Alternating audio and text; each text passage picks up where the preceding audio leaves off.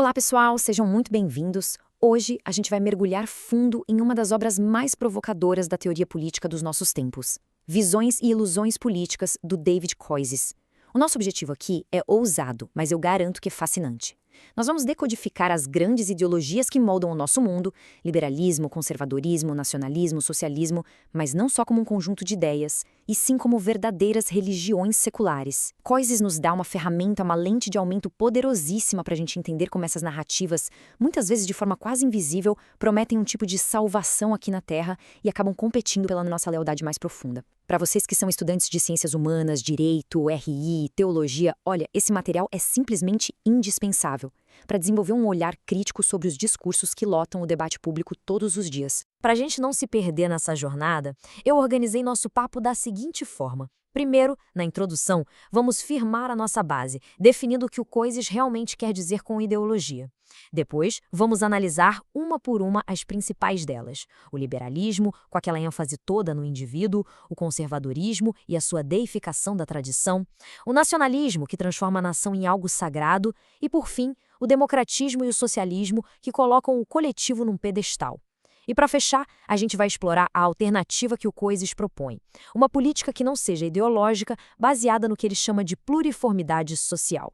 Vamos lá? Ok, vamos começar a cavar fundo. Nessa nossa primeira parte, a gente vai construir o alicerce de toda a nossa análise. A tese do Koyzis é no mínimo instigante. Ele vai dizer que as ideologias políticas modernas, mesmo que elas se vistam com a roupa da racionalidade, do secularismo, na verdade operam com uma lógica e uma estrutura que são, lá no fundo, religiosas. Elas oferecem visões de mundo completas, sabe? Com as suas próprias histórias sobre a origem do mal e suas próprias promessas de redenção. Então, a primeira pergunta que a gente precisa se fazer é, afinal de contas, o que é uma ideologia?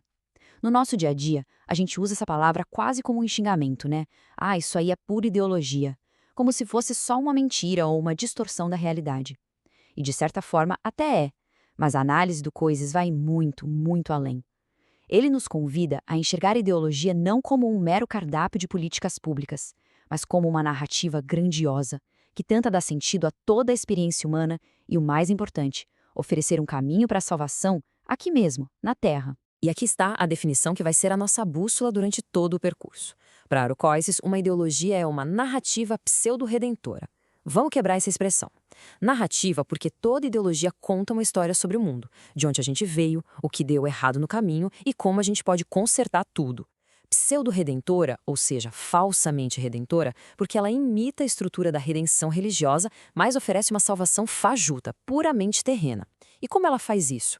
Identificando um mal fundamental, pode ser a opressão, a desigualdade, a falta de liberdade, e prometendo nos livrar desse mal através de um esforço totalmente humano que se concentra em absolutizar um aspecto bom da criação, transformando-o na prática em um ídolo. Essa citação do Bob Goldsworth, que foi uma grande influência para o Koyzis, resume a ideia de um jeito brilhante. Pensem na narrativa bíblica clássica, por exemplo. Ela tem uma estrutura: criação, que é a bondade original do mundo, a queda, a entrada do mal pelo pecado, e a redenção, que é a ação de Deus para salvar. O argumento do Goldsworth e do Koyzis é que toda ideologia que se preze copia essa estrutura, só que a seculariza. Ela oferece a sua própria versão da criação, tipo o estado de natureza livre do liberalismo, a sua própria versão da queda, a opressão causada pelas instituições e, claro, a sua própria versão da redenção, a revolução, a maximização da escolha individual, a purificação da nação. Deu para pegar a ideia? E olha só como essa diferença fica clara aqui. Numa visão religiosa tradicional, como a cristã, o mal não é uma peça original da criação. Ele entra no mundo pela rebelião humana, o pecado. A salvação, por consequência, precisa vir de fora, de uma ação divina. Já as ideologias, elas localizam a fonte do mal dentro da própria estrutura do mundo. É a propriedade privada, é o Estado, é a tradição, são as fronteiras. E se o mal é parte do sistema, então a salvação vira um projeto puramente humano. A gente só precisa erradicar aquela parte defeituosa da criação para alcançar a nossa utopia terrena. É o que a gente chama de soteriologia, uma teoria da salvação totalmente imanente, ou seja, dentro deste mundo. Para a gente ter um guia, um mapa para analisar cada ideologia, nós vamos usar esse kit de ferramentas, esse conjunto de perguntas que formam a estrutura analítica do Koyzis. Para cada ismo que a gente for estudar, vamos perguntar: primeiro, qual foi o aspecto bom da criação que ele pegou e transformou num absoluto, num Deus? Segundo, o que essa ideologia aponta como a raiz de todos os nossos problemas? Terceiro, qual é a sua promessa de salvação, a sua história de redenção? E, por fim, que papel ela dá para o Estado e quais são as contradições que ela mesma não consegue resolver? Esse vai ser o nosso fio condutor. Então, para a gente fechar essa introdução, o ponto central é que a gente não está falando de meras teorias políticas. As ideologias são sistemas de crença completos, totalizantes. São religiões seculares que exigem a nossa lealdade máxima. Elas cometem uma forma de idolatria ao pegar algo que é bom, como a liberdade, a tradição, a comunidade, e elevar isso a status de divino, como se fosse a única coisa capaz de nos salvar. Com essa base bem firme, a gente está pronto para aplicar essa lente na nossa primeira grande ideologia moderna. Vamos agora para a nossa segunda sessão, analisar o liberalismo. Olha, se tem uma ideologia que define a nossa era, principalmente no Ocidente, é essa aqui. O liberalismo não é só um partido político, ele é o ar que a gente respira, o pressuposto de quase todo o nosso pensamento. E no coração do liberalismo, como a gente vai ver, está a divinização do indivíduo autônomo. O projeto liberal é, na sua essência, um projeto de salvação através da libertação do indivíduo de qualquer autoridade ou vínculo que não tenha sido escolhido por ele mesmo. Essa frase do Rousseau, que todo mundo conhece, captura perfeitamente o espírito da narrativa liberal. É como se ela pintasse um quadro de um estado original de liberdade pura, uma espécie de jardim do Éden secular. A queda nessa história não é o pecado, mas o surgimento da sociedade, da tradição, do estado absolutista, são os grilhões que aprisionam o indivíduo. A história de salvação do liberalismo, portanto, é a saga da libertação, da quebra dessas correntes para que o indivíduo possa finalmente voltar ao seu estado natural de autonomia. Mas o liberalismo não é uma coisa só. Ele foi evoluindo. O liberalismo clássico, lá de John Locke e Adam Smith, viu o Estado como uma grande ameaça à liberdade. O objetivo era limitar o governo para proteger os direitos naturais. Só que aí veio a Revolução Industrial, e os liberais perceberam que outras forças, como as grandes corporações, também podiam oprimir as pessoas. É aí que surge o liberalismo tardio ou progressismo, que passa a ver o Estado não mais como inimigo, mas como um aliado. Um aliado para promover a autonomia, quebrando o poder de monopólios e tradições consideradas opressivas. E hoje, o COISES aponta para um quinto estágio, onde o Estado vira o garantidor ativo da máxima escolha individual em todas as áreas da vida, até redefinindo instituições como o casamento e a família para servir a esse ideal. Agora, aplicando nosso framework, o quadro fica bem nítido. O bem supremo, o Deus do liberalismo, é a autonomia individual, o direito de ser o autor da sua própria história. A fonte de todo o mal? Qualquer forma de coerção externa ou autoridade que você não escolheu, seja do rei, da igreja, da tradição ou até da família. A salvação, portanto, é encontrada na expansão contínua da esfera de escolha individual. E o papel do Estado, como a gente viu, muda radicalmente. De um guarda noturno que só protege a propriedade, ele vira um engenheiro social, que ativamente remove qualquer obstáculo à autonomia. E é aqui que a gente encontra uma das maiores ironias do liberalismo. Ele promete um estado neutro, um estado espiritualmente vazio, que não toma partido entre as diferentes ideias do que é uma vida boa. Ele joga a religião, a moral e os valores para a esfera privada. Só que, como Coises aponta, o que o liberalismo faz na prática é privatizar todas as religiões, exceto a sua própria. A crença na autonomia individual não é tratada como uma crença qualquer, mas como a única fé pública permitida, a ortodoxia obrigatória. O Estado não é neutro coisa nenhuma. Ele se torna o principal missionário da religião da autonomia, usando seu poder para impor essa visão na educação, na lei e na cultura. Bom, para a gente fechar a análise do liberalismo, vamos recapitular. A grande força dele foi lutar contra a tirania e defender a dignidade do indivíduo, isso é inegável. O problema é que, ao transformar a autonomia no absoluto, ele mesmo vira uma ideologia totalizante. Sua história de salvação é a libertação de todos os laços que a gente não escolheu. E a sua grande contradição é que, nessa busca por um Estado neutro, ele acaba criando um Estado que impõe a sua própria fé secular, se tornando, ironicamente, bem pouco liberal com quem não se curva ao seu Deus da autonomia. Vamos para a nossa terceira sessão. Se o liberalismo é a ideologia da inovação, da razão abstrata, o conservadorismo surge como a sua grande antítese, uma reação que desconfia desses grandes projetos de engenharia social. O conservador não encontra a salvação num futuro utópico, mas na sabedoria que foi acumulada no passado. O seu valor supremo, o seu ídolo, é a tradição. Ele busca a ordem e a estabilidade na continuidade da história. Essa frase resume a alma do pensamento conservador. Para o conservador, a sociedade é como um organismo vivo, complexo, e não uma máquina que pode ser desmontada e remontada quando a gente quiser. As instituições, os costumes, as crenças que a gente herda não são coisas aleatórias. Eles são resultado de um longo processo de tentativa e erro de incontáveis gerações. Por isso, A razão de uma única pessoa ou de uma única geração é muito frágil e limitada perto dessa sabedoria coletiva. A prudência, e não a revolução, é a principal virtude na política. Aplicando o nosso framework ao conservadorismo, a gente vê o padrão de novo. O bem que é absolutizado é a tradição, a ordem que a gente herdou. A fonte do mal, portanto, é a inovação radical, a arrogância da razão que acha que pode criar um mundo melhor do zero, jogando o passado no lixo. A salvação não está em correr para uma utopia, mas em preservar o que funciona, em agir com cuidado e com um pé atrás diante de grandes promessas de mudança. O Estado, nessa visão, não é um agente de transformação, mas um guardião, cuja função principal é proteger a ordem social e as tradições que a sustentam. E aqui a gente chega no problema fundamental, no calcanhar de Aquiles do conservadorismo. Quando um conservador diz que a gente precisa preservar a tradição, vem a pergunta inevitável: mas qual tradição? A tradição da França, em 1789, era a monarquia absolutista. A tradição dos Estados Unidos, em 1787, era a Revolução Liberal. Um conservador na Arábia Saudita vai querer conservar algo muito diferente de um conservador no Canadá. Como Coises aponta, o recheio do conservadorismo muda com a história e com o lugar. E muitas vezes ele é parasita de outras narrativas. Ele não tem um princípio próprio para julgar quais tradições são boas e merecem ser conservadas. Essa distinção do historiador Jaroslav Pelikan é sensacional. Existe uma diferença brutal entre tradição e tradicionalismo.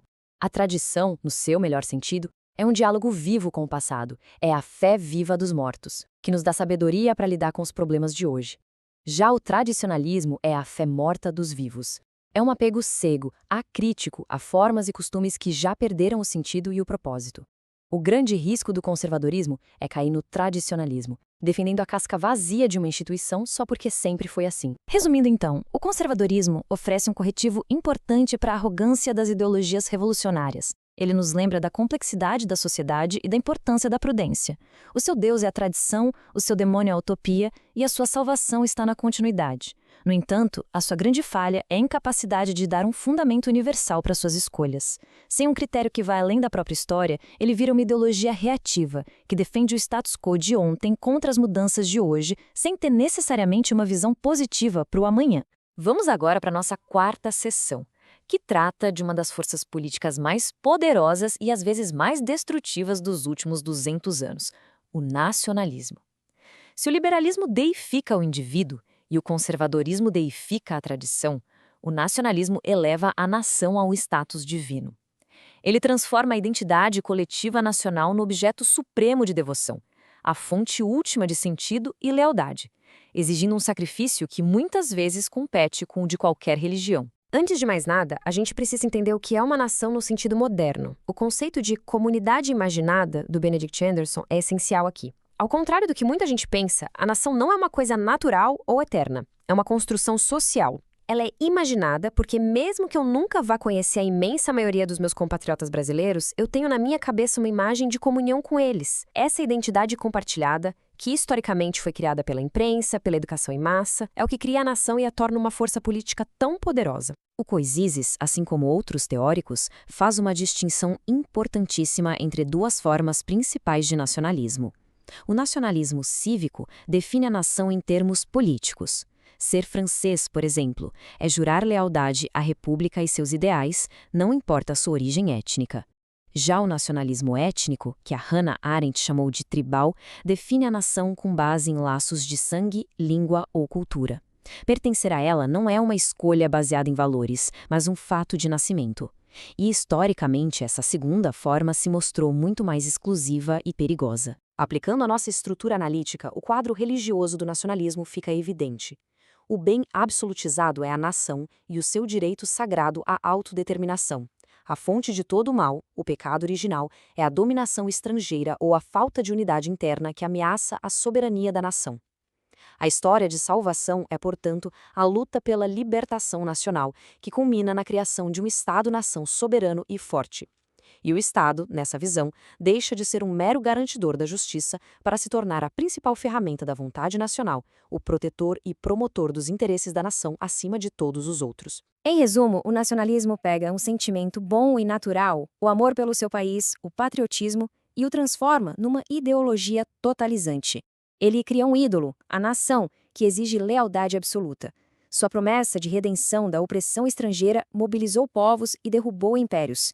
Mas o seu grande perigo, especialmente na forma étnica, é que, ao exigir uma devoção total, ele frequentemente entra em conflito com as exigências universais da justiça e da dignidade humana, acabando por justificar a opressão de minorias e a guerra contra outras nações. Nesta quinta sessão, vamos analisar duas ideologias que, apesar de diferentes, têm uma coisa em comum. Elas encontram a fonte da salvação, não no indivíduo ou na tradição, mas no coletivo. O democratismo absolutiza o coletivo político, a famosa vontade do povo, enquanto o socialismo, na sua forma mais conhecida, absolutiza o coletivo econômico, a classe trabalhadora, prometendo a redenção através da propriedade comum. E aqui, pessoal, é crucial a gente fazer uma distinção que o Coises acha fundamental, a diferença entre democracia e democratismo. A democracia é uma estrutura de governo, um conjunto de mecanismos como eleições, direitos fundamentais. Como disse o teólogo Reinhold Niebuhr, ela é valiosa justamente porque nós, seres humanos, somos falhos e tendemos à injustiça. Então precisamos de freios e contrapesos. Já o democratismo é um credo, é uma fé. É a crença de que a vox populi, a voz do povo, é a voz de Deus. Nessa ideologia, a vontade da maioria não é só um jeito de tomar decisões. Ela vira o critério final do que é verdadeiro, bom e justo, abrindo a porteira para a chamada tirania da maioria. Agora, vamos olhar para o socialismo, focando na sua versão mais famosa, a marxista. O bem absoluto aqui é a igualdade material e a comunidade solidária de produtores. A fonte de todo o mal, a queda na história marxista, é o surgimento da propriedade privada, que cria a luta de classes e a alienação. A salvação, então, é um projeto gigantesco e terreno, a revolução do proletariado que vai abolir a propriedade privada e inaugurar o paraíso na terra, a sociedade sem classes. O Estado, para o Marx, não é neutro. Ele é simplesmente o comitê executivo da classe dominante, uma ferramenta de opressão, que depois da revolução vai definhar e desaparecer. E é aqui que mora a trágica ironia do socialismo quando ele foi colocado em prática no século XX. A promessa era acabar com a propriedade privada para criar a propriedade comum. O resultado, no entanto, não foi a posse de tudo por todos, mas a posse de tudo pelo Estado. E como o Estado era controlado por uma pequena elite do partido, o que aconteceu na prática foi a maior concentração de poder e propriedade da história, criando uma nova classe burocrática, como denunciou Milovan Đilas, que tinha privilégios enormes enquanto a maioria da população enfrentava a miséria. A promessa de igualdade radical levou a uma nova e muitas vezes mais brutal forma de desigualdade. Para resumir, tanto o democratismo quanto o socialismo divinizam uma forma de coletivo. O primeiro, o coletivo político, o povo, e o segundo, o coletivo econômico, o proletariado. Um ponto-chave é que as duas ideologias são, por natureza, hostis a outras esferas de autoridade, como a família, a igreja ou associações voluntárias. Por quê? Porque essas instituições competem pela lealdade primária do indivíduo, uma lealdade que essas ideologias querem que seja direcionada exclusivamente para o povo ou para a classe. No fim das contas, as duas falham em entregar suas promessas utópicas, gerando novas formas de opressão em nome da libertação coletiva. Depois de dissecar as grandes ideologias, dispor suas lógicas religiosas e suas contradições, a gente chega na parte construtiva do trabalho do Coises. Na nossa última sessão, vamos explorar a alternativa que ele oferece, uma política não ideológica. A proposta não é criar uma ideologia cristã, mas sim transcender o reducionismo de todas as ideologias, afirmando a rica complexidade da sociedade, o que ele, vindo da tradição neocalvinista, chama de pluriformidade social. O conceito-chave aqui é o de pluriformidade social. A ideia é que a sociedade não é uma massa uniforme para ser moldada por um único princípio, seja o indivíduo autônomo do liberalismo ou a classe do socialismo. Pelo contrário, a sociedade é um conjunto complexo de diferentes esferas da vida, a família, a igreja, as escolas, as empresas, as associações artísticas e também o Estado.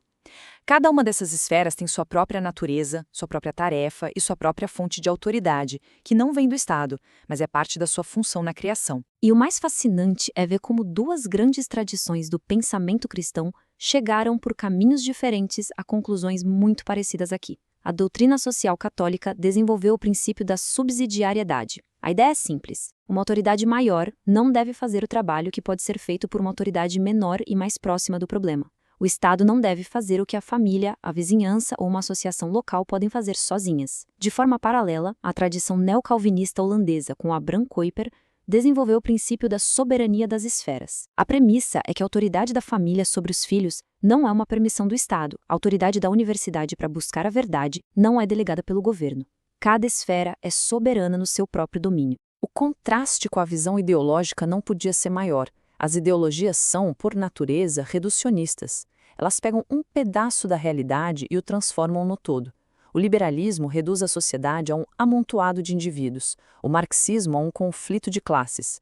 E nos dois casos, o Estado vira ferramenta para organizar toda a vida social de acordo com esse único princípio.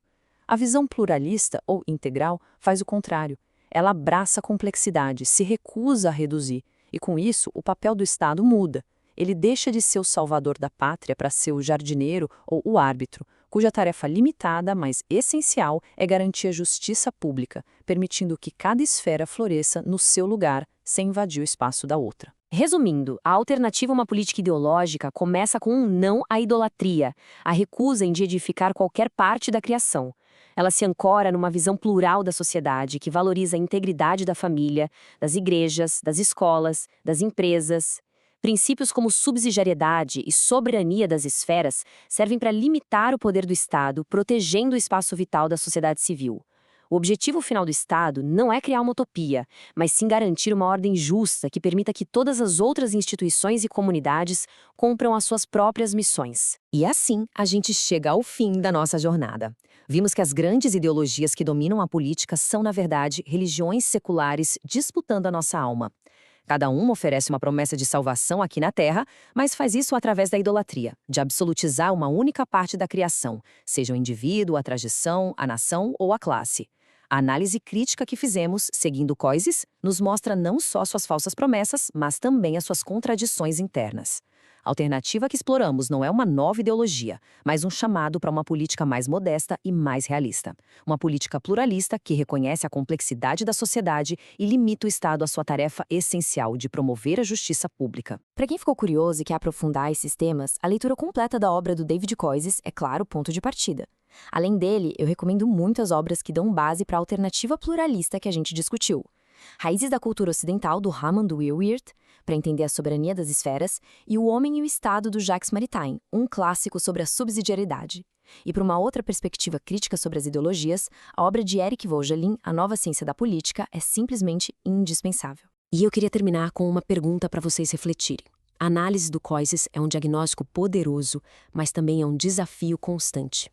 Em um mundo que é inevitavelmente moldado por essas grandes narrativas, num debate público cheio de promessas de salvação, como nós, cidadãos, estudantes, futuros líderes, podemos nos engajar na busca por uma sociedade mais justa sem cair na armadilha de criar novos ídolos? Como a gente pode valorizar a liberdade sem deificar o indivíduo, honrar o passado sem idolatrar a tradição e amar nossa comunidade sem transformar a nação num absoluto? A busca por uma política sem ilusões é, no fim das contas, uma tarefa contínua. Muito obrigada pela atenção de vocês